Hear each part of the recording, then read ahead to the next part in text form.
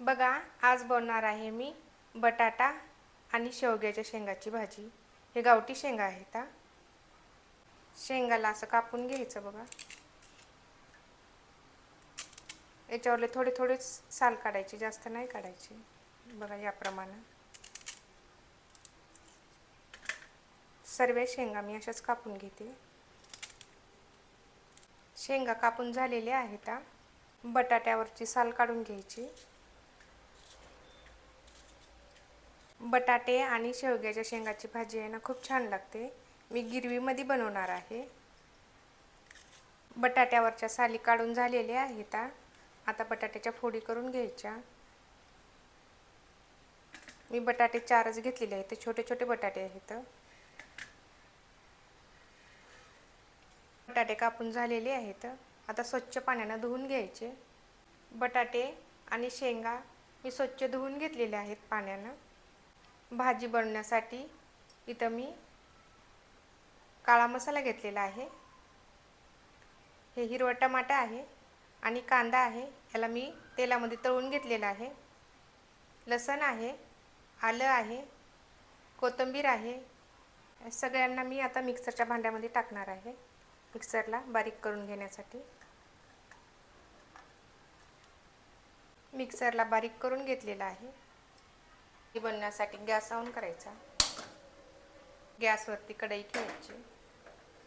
कढई गरम झालेली आहे। 2 माप तेल टाकायचं।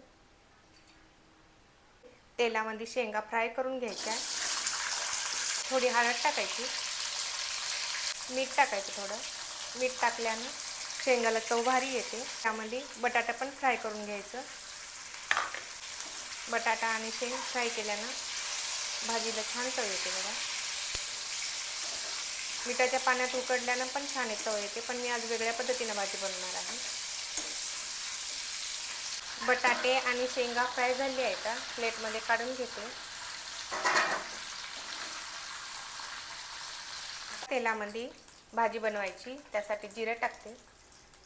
मिक्सरला बारीक केलेलं कांदा, टमाटर, अद्रक लसूणचं पेस्ट परतून घ्यायचं व्यवस्थित।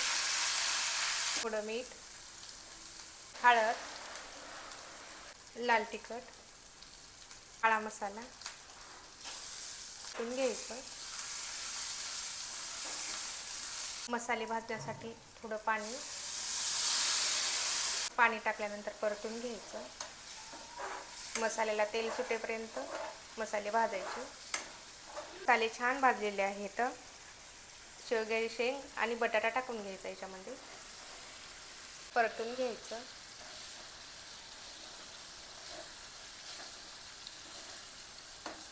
पाच मिनिटं झाकण ठेवायचं। 5 मिनिटं झालेली आहेत। भाजीमध्ये गरम पाणी टाकायचं, थंड पाणी कधीच नाही टाकायचं। परतून घ्यायचं।